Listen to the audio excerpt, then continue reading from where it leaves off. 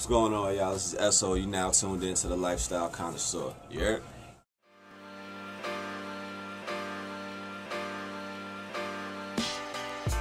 Anti-Socialite, get into the project. That is I, the Anti-Socialite.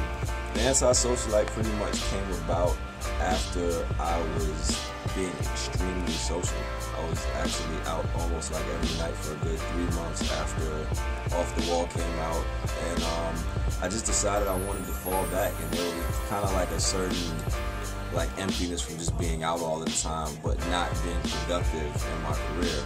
And in order for me to get to the next step, I kind of decided that I needed to figure out what it was that I stood for, what it was I wanted to accomplish, and I feel like this project is at least the introduction to a lot of those things. And the introduction to my thought process and the things that I find to be important, and the things I think a lot of people probably find to be important, whether it's looking yourself in the mirror when you wake up, or getting dressed to go out, or what does the club look like, or almost cheating on your girlfriend, and then realizing that if you do that, you're going to be alone for a little while.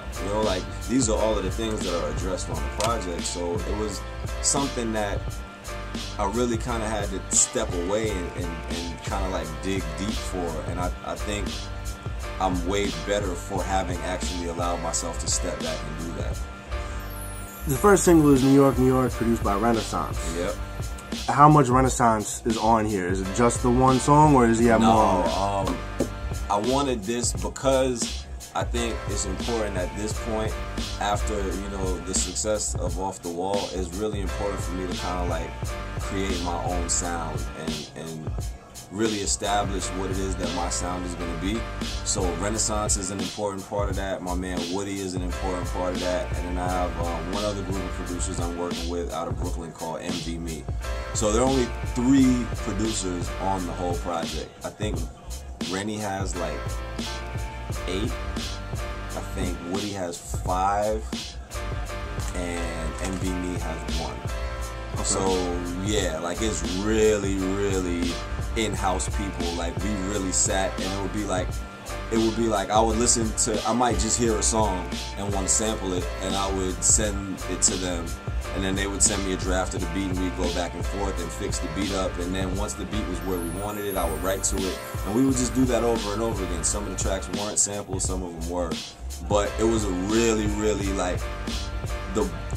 the process between me and the producers was the way that artists and producers are supposed to work together, in terms of bouncing ideas off of each other, having actual meaningful feedback that both sides take into account, and adjusting accordingly. So I think the music is going to reflect that also. Now, with the single being New York, New York, is this going to have a very New York feel, New York influence, and New York style, or is this going to be something very broad? Is it going to touch other geographical areas, because you just got back from South by Southwest? Yeah. It's not New York by Right. any stretch of the imagination. You can't even, it's 2 totally different worlds for hip hop. Is it going to have different elements of where you've been, or is this a New York record? There definitely different elements. I recorded half the project in LA, half of it in New York. So a lot of it is the LA songs sound a certain way, and then the New York songs sound a certain way, and that already is kind of a breakup. But then there's there's a very kind of carved out path of the path that the actual album takes, and it's not traditionally New York. Even if you look at New York, New York, it's not a traditional New York record. And if you really listen, and you realize I'm not even really praising New York that much as kind of confronting the issue that faces a lot of New York artists, which is I'm from here and everyone thinks it's such an advantage, but no one really cares that you're a New York artist anymore. New York artists aren't doing anything really commercially very much right now. I mean, you can argue Jay-Z and 50 Cent, but they're a little bit beyond New York in terms of their sphere of influence right now, So I think I very much want to. It's like if everything else that I've done is so that I can have a name in New York up to this point, now I need to expand on that name. And I think Off the Wall started that with, you know, MTV and XXL being national vehicles, picking up on what I was doing. And now I just want more of that, and I really want to kind of expand, you know, around the country and around the world, hopefully. Was creating New York, and with this mind frame of, you know, not exactly praising New York per se, was it something that you wanted to do, or did it just come about? Like, was it your intent to do this with this record? Yeah, it was actually. Like, the song was originally called Dear New York, and I wrote it as a letter to the city. And if you listen to the lyrics, it's like, Dear New York, you raised me and bathed me, you taught me how to walk the walk, shit, you made me. But now I'm starting to travel on other wavelengths. I just want you to know you're appreciated.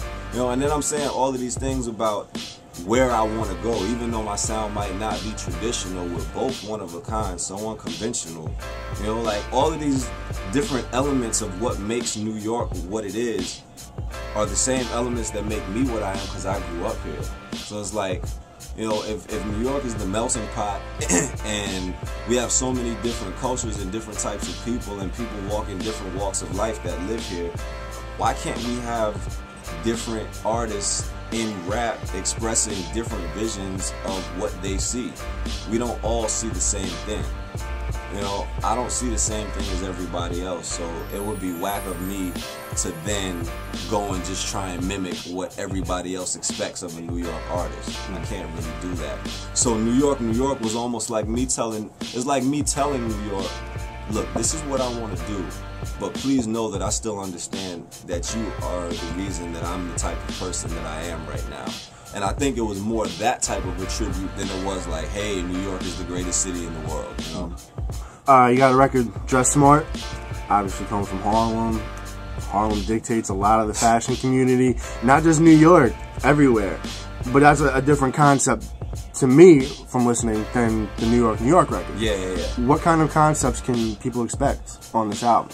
It's the overarching concept of the Anti-Socialite is that it follows a day in the life, from waking up to going to sleep.